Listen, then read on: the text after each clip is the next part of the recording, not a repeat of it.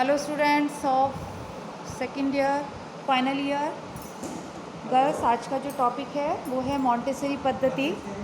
देखिए, मरिया मॉन्टेसरी को भी नर्सरी स्कूल शिक्षा का जनक माना जाता है। मॉन्टेसरी पद्धति जो है वो 2.5 से 6 वर्ष के बालकों के लिए प्रयोग में लाई जाने वाली पद्धति होती है, जिनका विकास 20वीं सदी के प्रारंभ में डॉक्टर मरिया मॉन्टेसरी द्वारा हुआ। रोम विश्वविद्यालय के मंदबुद्धि बालकों की चिकित्सा का कार्य करते हुए उनका ध्यान उक्त बालकों की शिक्षा की ओर गया और उन्होंने मॉन्टेसरी पद्धति का विकास किया, जो बाद में सामान्य बुद्धि बालकों की शिक्षा के लिए भी उपयोग में लाई गई। इस पद्धति पर चलाए जाने वाला पहला स्कूल अर्ध बर्बर श्रमिक बालकों के लिए सैन लोरेंजो में 6 जनवरी 1907 को खुला और 1913 में प्रथम अंतर्राष्ट्रीय मॉन्टेसरी प्रशिक्षण पाठ्यक्रम का आयोजन, जिसमें अमेरिका, अफ्रीका, भारत तथा कई यूरोपीय देशों के लोग सम्मिलित हुए। डॉक्टर मॉन्टेसरी स्वयं अपने दत्तक पुत्र मरियो मॉन्टेसरी के साथ जीवन भर उसके प्रसार में लगी रही। देखिए, मरिया मॉन्टेसरी जो थी वो एक चिकित्सा क्षेत्र से भी जुड़ी हुई थी और चिकित्सा क्षेत्र से जुड़ी होने के कारण जब वो मंदबुद्धि बालकों के उपचार करते करते उनके दिमाग में आया कि सामान्य बुद्धि बालकों के लिए भी शिक्षा ये उपयोग में लाई जा सकती है। उन्होंने जो है बच्चों के लिए ऐसी शिक्षा को महत्वपूर्ण समझा जो बच्चों के शारीरिक और मानसिक विकास में सहयोग दे सके, यानी कि उनके द्वारा बच्चों को गीत कहानियों के माध्यम से, पहेलियों के माध्यम से, बहुत सारे खेल खिलौनों के माध्यम से शिक्षा दी जा सकती है, जो जीवन भर उनके आगे चलकर उनके व्यक्तित्व विकास में सहायक होती है और उनको एक तरह से आत्मनिर्भर भी बनाती है। तो फ्रॉबेल के शिक्षा दर्शन से जुड़े हुए अगर बात करें, देखिए जो मरिया मॉन्टेसरी पद्धति थी, फ्रॉबेल की शिक्षा दर्शन से दूर होते हुए भी मॉन्टेसरी शिक्षा का उद्देश्य भी फ्रॉबेल से मिलता जुलता होता है। फ्रॉबेल की भांति उनका भी विश्वास था कि वही वास्तविक शिक्षा है जो जीवन की शक्तियों की अभिव्यक्ति कर सकती है।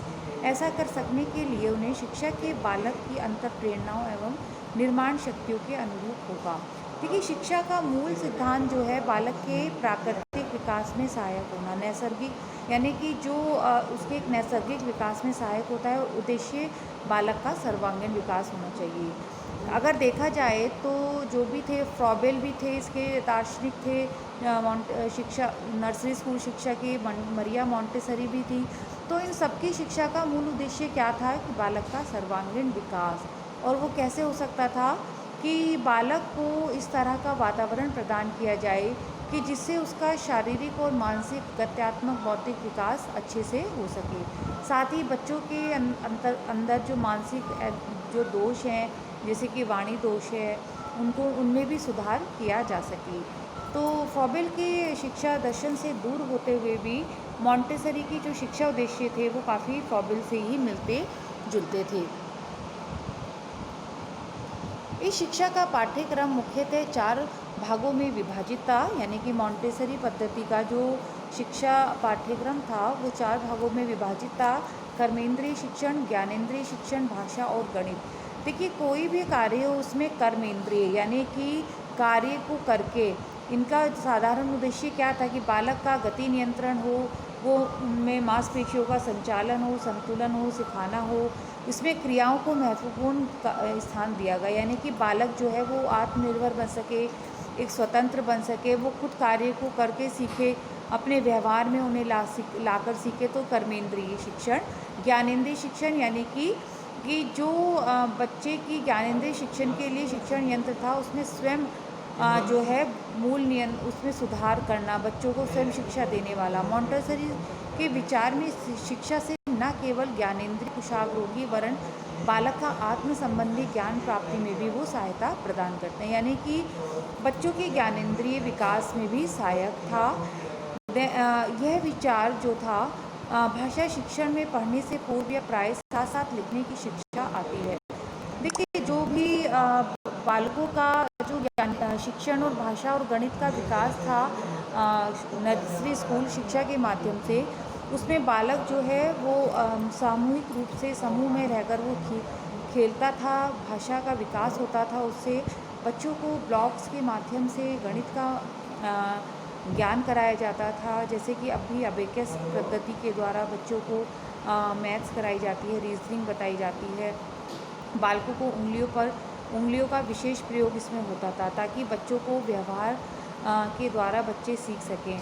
साथ ही लकड़ी के कटे अक्षरों का प्रयोग होता था। जैसे आपने देखा होगा कि अभी भी पज़ल गेम्स आते हैं, उनको जोड़कर बच्चे पूरी आकृति को बनाते हैं। ऐसे ही लकड़ी के ब्लॉक्स होते थे, उसमें फिगर होती थी 1 2 3 4। तो ऐसे कटे अक्षर होते थे, उनको बच्चा जोड़ कर उनसे आकृतियाँ बनाता था। साथ ही उनको गणित का ज्ञान भी उससे कराया जाता था। चित्रकार द्वारा बालक जो है वो पढ़ना आरंभ करता था। जैसे कि गणित शिक्षा हेतु अंक सीढ़ियाँ होती थी, नंबर कार्ड्स होते थे, मोतियों का सामान आदि कई साधन ऐसे होते थे कि जिनके द्वारा बच्चों को गिनती और सरल अंकगणित के बाद धीरे धीरे भिन्न दशमलव और रेखा गणित का भी कुछ ज्ञान कराया जाता था। साथ ही बालक की आवश्यकताओं की दृष्टि से यह पाठ्यक्रम कुछ अपूर्ण सा था, जिसमें बच्चे की शारीरिक तथा सामाजिक विकास उसकी कल्पनात्मक एवं रचनात्मक प्रवृत्तियों के लिए समुचित साधन नहीं थे। देखिए बच्चों, जैसे कि अभी ऊपर पढ़ा आपने कि चित्रकार द्वारा बालक पढ़ना प्रारंभ करता था, यानी कि बच्चों को बहुत सारे जो है उनको ब्लॉक्स दे दिए जाते थे, उनको अंक सीढ़ियाँ दे दी जाती थी, नंबर कार्ड्स दे दिए जाते थे, उनको कुछ ऐसी वस्तुएं दी जाती थी जिससे वो काउंट कर सकें, जैसे मोतियों का सामान देना। लेकिन इन सब चीज़ों, इन साधनों के बाद भी बच्चों का कहीं ना कहीं कुछ इन साधनों के होते हुए भी कुछ शारीरिक और सामाजिक विकास की पूर्ति नहीं हो पाई, जिसमें उन्होंने ये आवश्यकता महसूस की कि बच्चों को बहुत सारे ऐसे माध्यम हैं, जैसे कि खेल है, कविताएं हैं, गीत हैं, स्टोरी टेलिंग्स हैं या फिर नाटक हैं, इनके द्वारा बच्चे को या फिर खुले वातावरण में, प्राकृतिक वातावरण में बच्चों को खेल कूद के अवसर प्रदान किए जाएं, ताकि बच्चों का शारीरिक और सामाजिक विकास हो सके, साथ ही उनका सृजनात्मकता का विकास हो सके, कल्पनात्मक प्रवृत्तियों के लिए वो अग्रसर हो सके। तो मॉन्टेसरी पाठ्यक्रम की जो उपयोगिता थी, उपयुक्त अभावों के कारण कुछ कम हो जाती है। देखिए, मॉन्टेसरी पाठ्यक्रम की जो उपयोगिता है, इसमें मुख्य रूप से बालकों को जो है बहुत सारे साधनों के द्वारा उनको जो है ज्ञानेंद्रिय ज्ञान, कर्मेंद्रिय ज्ञान दिया गया और गणित का ज्ञान दिया गया। लेकिन कुछ हद तक, काफ़ी हद तक वहाँ पर शारीरिक और सामाजिक विकास का उसमें समुचित साधन उनको पर्याप्त नहीं हो पाए। जैसे कि आपने पढ़ा कि नर्सरी स्कूल शिक्षा में बहुत सारे बालशाला में उपकरण होते हैं कि बच्चों को बहुत सारे ब्लॉक्स होते हैं, झूले होते हैं और बहुत सारे chart, poster, flash cards, puppets होते हैं, जहाँ बच्चों को शिक्षा का ज्ञान दिया जाता है। कोई भी टॉपिक है उनको खेल खेल के माध्यम से उनको समझाया जाता है। वहाँ पर कोई बच्चों के ऊपर कोई पढ़ाई का बोझ नहीं होता है। तो मॉन्टेसरी पाठ्यक्रम की उपयोगिता में कुछ साधनों का अभाव के कारण इसकी उपयोगिता कम दिखती है। लेकिन भारत में नूतन बाल शिक्षण संघ जैसी संस्थाओं में इन अभावों की पूर्ति कर इस शिक्षा को अधिक लाभदायक बनाने का प्रयास किया गया। लेकिन क्यों? क्योंकि धीरे धीरे जैसे जैसे जो ये नर्सरी स्कूल शिक्षा है, इसमें जैसे जैसे आवश्यकता महसूस की गई, वैसे वैसे इसमें काफ़ी बदलाव भी लाए गए और बालकों के सर्वांगीण विकास के लिए इसको महत्वपूर्ण माना गया और इसको आवश्यक समझा गया। और साथ ही उसे उपयोगी बनाया गया कि जिससे बालक का सामाजिक विकास हो सके, शारीरिक विकास हो सके। साथ ही इस शिक्षा पद्धति की विशेष आलोचना किलपैट्रिक महोदय की पुस्तक मॉन्टेसरी एग्जामिन में भी हुई है।